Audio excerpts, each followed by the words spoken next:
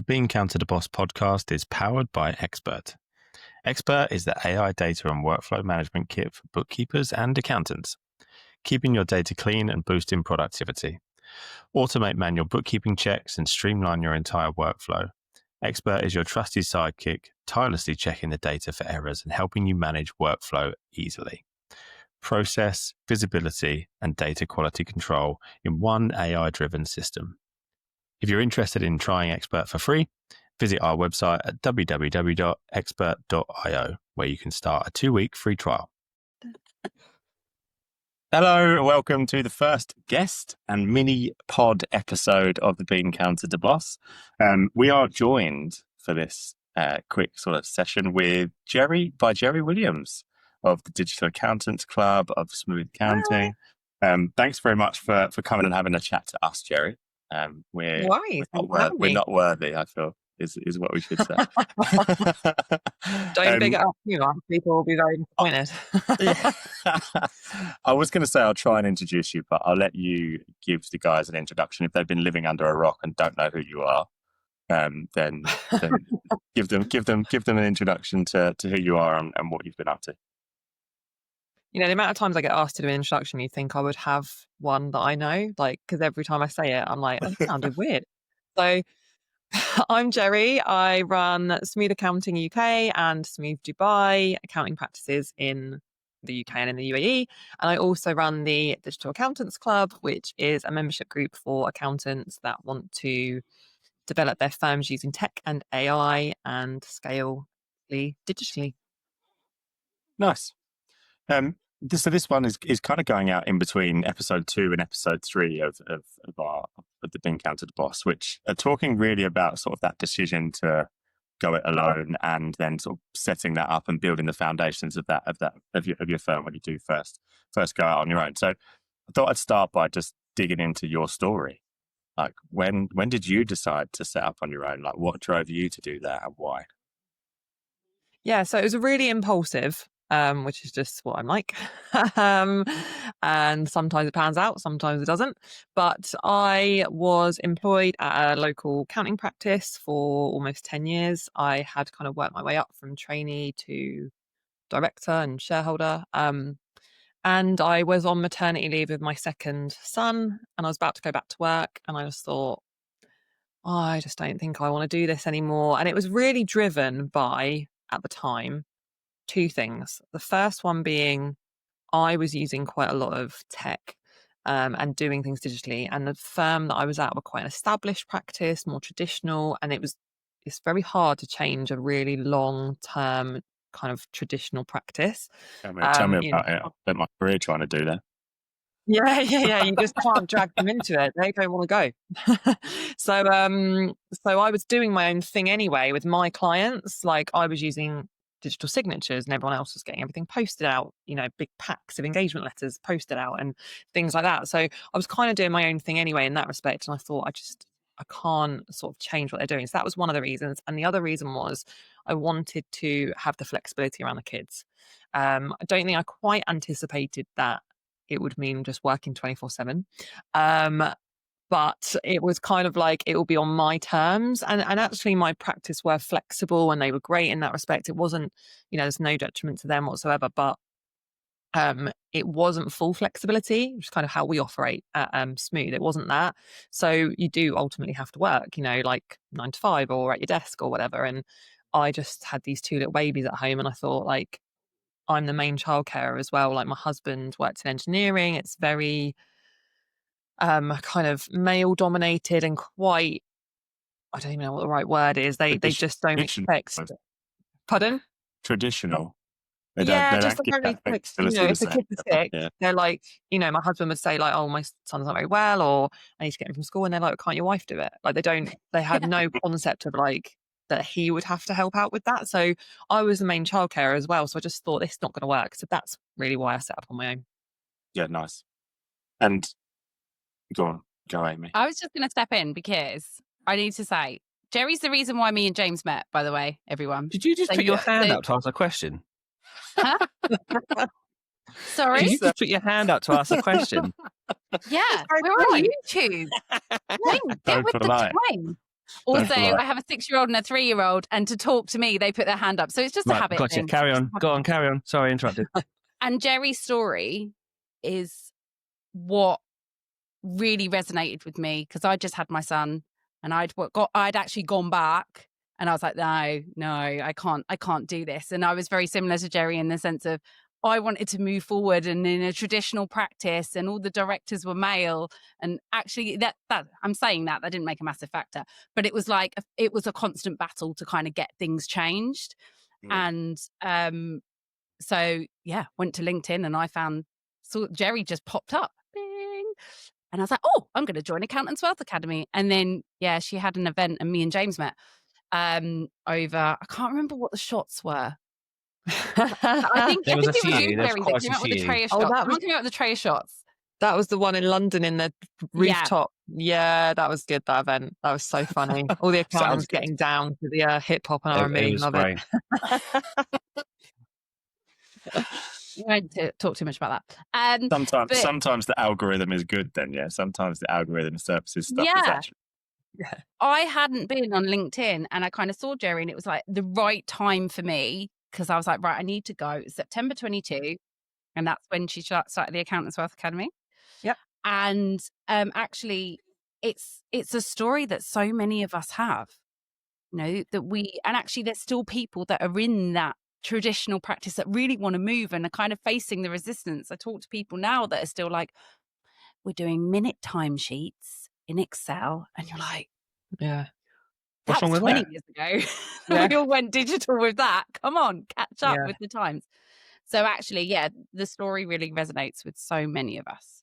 you say it's 20 Oh, years ago, but you'd be surprised.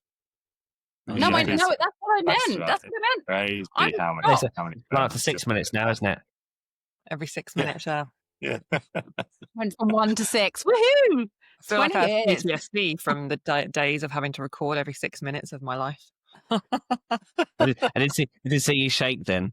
Yeah. Obviously, Trembling in the chair. Yeah. So you said you're quite impulsive, Jeri. Was there anything was there any did you weigh up anything, or was it just a case of, right, I've made this decision, I'm just going to do it? Or did you make a list? Did you pros and cons? What was the?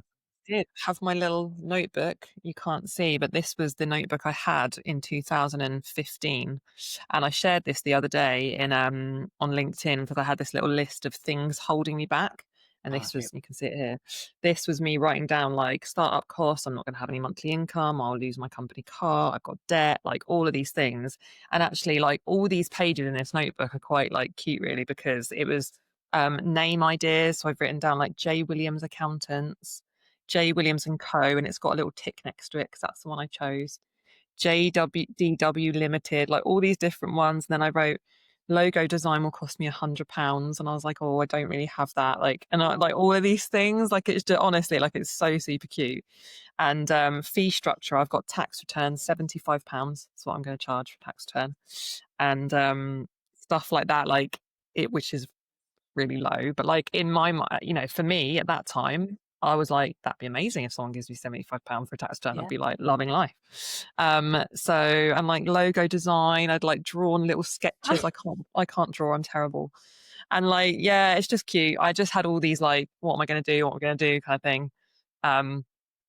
But you just have to do it anyway, don't you? It doesn't change. I'm almost, I'm 9 years in now, and honestly, the problems and the scary things and the issues and the everything that goes wrong in my business is just a million times harder than it was when I set up on my own. So it just doesn't stop. that was one of the questions I was going to ask. Obviously, you talked about, Will's asked you about why you did it, but it's also important to share how difficult it is to do it.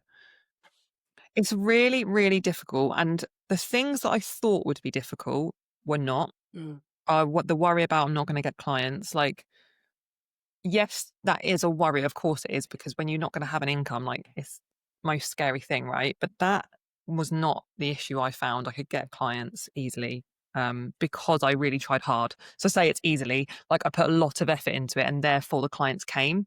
That was not the hard thing, but it is super hard setting up on your own. It's not usually the things you think it's going to be.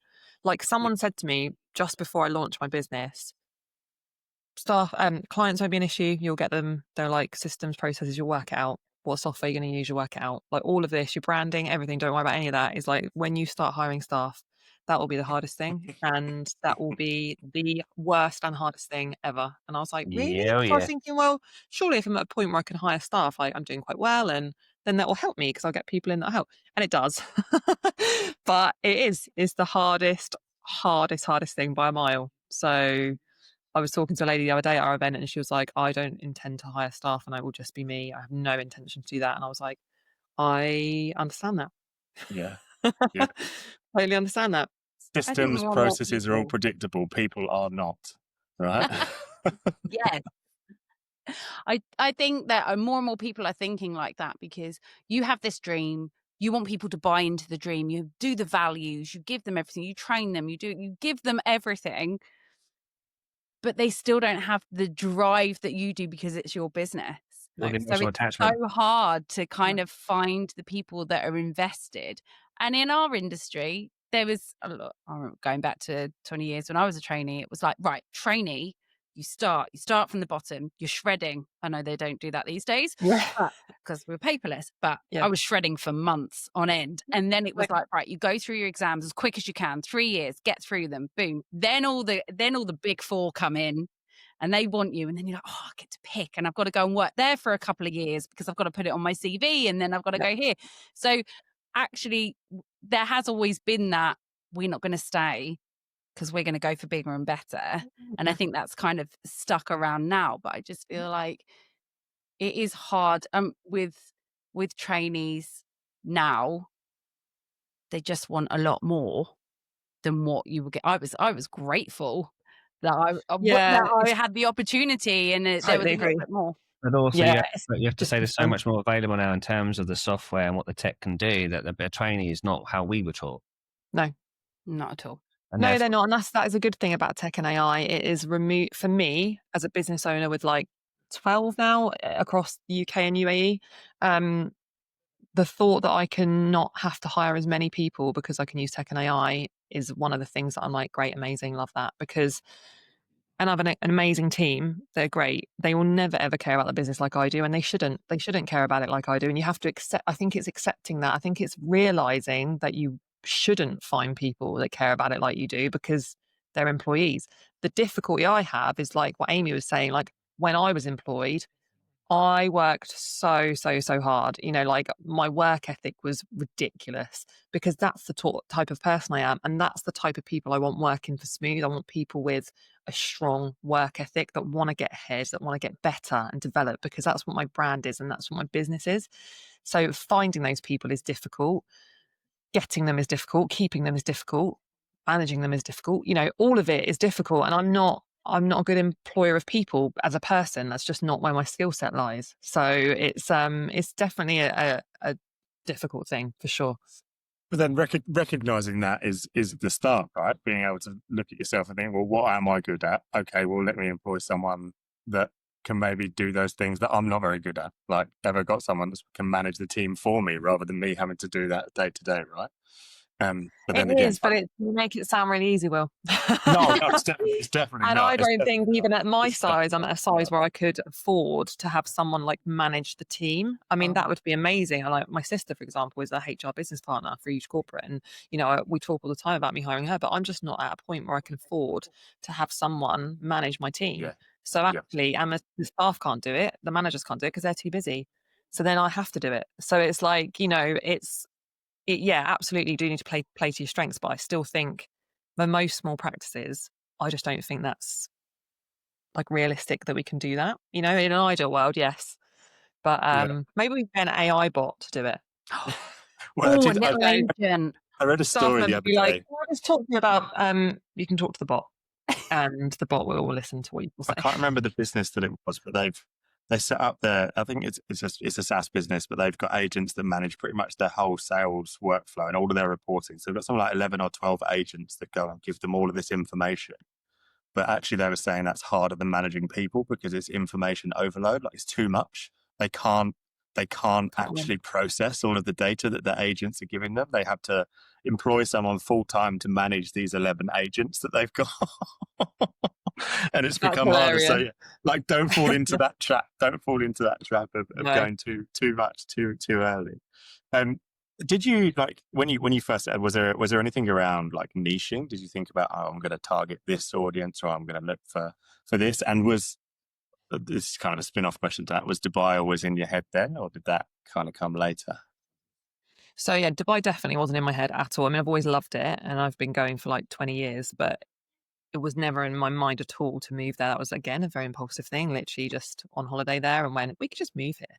And my husband, who's used to me always coming out with crazy ideas about random stuff, was like, and I went, and he went, "Oh God, do you mean that?" And I was like, "Yeah, like we could just move here." And then we just did straight away. So that was very impulsive. But niching, and that's where that niche then came from, because we relocated and we could do it. But I never really niched originally. Like, for me, it was just about delivering a good service and being responsive and being like someone that small business owners really wanted as their accountant. Like, that was almost my niche. It was like I was different to these other practices. I was really quick to respond. I was there for whatever they needed. I do think niching is a good idea, and I understand it from a psychology and a marketing perspective, how the minute you niche, you automatically become that authority and then kind of win business in that way. But I don't, because I didn't do it for so many years. I didn't niche for so many years, and we still did incredibly well. I kind of am loath to say that you like have to niche, whereas I know a lot of kind of people in our space say that you do. You absolutely do need to. I guess I see it works both ways. One thing, so obviously, when you started to set up on your own and to make a go of it, you were probably the first ones to make LinkedIn work for you. I remember the videos back in the day of you, Jeri Williams and co, standing there, just a white screen behind you, just Yep. short snippets of some advice. What made you decide to go down that route and do that? I saw some people in other industries, and nothing to do with accountancy, starting to do video content and starting to basically just stand there and be a little bit controversial to get attention and just do video. And I found a local company, and I was like, I want to do this kind of thing, but for the accountancy space. And I just wanted to get attention. Like, that's it. Like, it's really kind of almost irrelevant what I'm saying. What I'm saying is not gonna, no one's gonna take it and go and do their own accounts or anything like that. Like, it's almost like anything just to get eyeballs on me. And they were all made for Facebook because that's what I was using. But very quickly I had kind of set up a brand new LinkedIn account, and I shared a couple of those videos, and they just really like went viral on LinkedIn. And I was like, oh, I did not even think that this could be a platform I could use. Like, I just didn't even realize, even though one of my clients had been telling me for ages, Jeri, you've got to get on LinkedIn. Honestly, it's where all my business comes from. I was like, yeah, no, I don't really like LinkedIn. Like, I can't use it. It's just a bit spammy. Like, I don't want to do it. And then I did. I shared some videos, and it just went. You're good and negative, like positive and negative sort of attention, didn't you? Yeah, and still now. And I don't think that will ever change. I think you can't be popular with a group of people and not be unpopular with a group of people. You just can't. It's just physically not possible. So you can either be like known by nobody, or you can start to make a name for yourself and accept that some people, no matter what you say and do, like, it genuinely wouldn't make a difference what I spoke about, what I posted about. None of it matters. Just the fact that you are consistently showing up is enough for people to dislike you. Like, it's just enough. And it's never people that are doing particularly well online that ever really have an issue with you. Or Not, in life, or just nice people, or just yeah. Exactly. It's never that, because it's like, and I just think I'm just so tunnel vision with everything that I do. I'm so like, I just try and avoid the noise. And even though people will say to me like, oh, have you heard about this, or so-and-so's doing this, or someone said this, like, I'm like, I genuinely don't. I don't know who they are, and I don't know what they're doing, and I don't care. Like, it doesn't matter to me, because it's not going to affect anything that I do. I'm still going to say the same things. I'm still going to post every day. Like, it doesn't make any difference, because I've got a business that's relying on me, so I have to. Yeah. So you have just got to drown out the noise, and it is hard, and it sometimes absolutely does affect me. I'm still a human being, and I still sometimes do. But I think now, so many years on, I'm just better at ignoring it now. Like, in the early days, I used to be like, oh, like, devastated by like a LinkedIn troll, and now I'm like, oh, it's just just part of it. We've only got a couple So- more minutes. Yeah. So I don't want to jump into, because we could talk to Jeri for hours, right? And I think we probably need to get out. Read So, a part Amy, 2. did you have another question? Because I've got the quick fire round to end this episode. Okay, with. well, I'll be Haven't very told you quick. that. It was just so if someone was starting their practice now and they were like, I don't know what platform to start with, because there's so many. I mean, I haven't even touched TikTok, and I don't think I ever will, because it's mind overwhelm. But where would you recommend people start with, starting to get the message out there that, hi, I'm here? Facebook, LinkedIn, TikTok? I think it depends who you want your customers to be, and that has to be the first step. So, Okay. for example, if I'm going to start an accountancy practice and I want sole traders, I want like subbies and people like that, I would be hitting Facebook. That's what I hit in the early days, and that's where I got loads of clients from. I think if I'm wanting more corporates, I'd be on LinkedIn. If I'm wanting to niche in hair and beauty, I'd be on Instagram.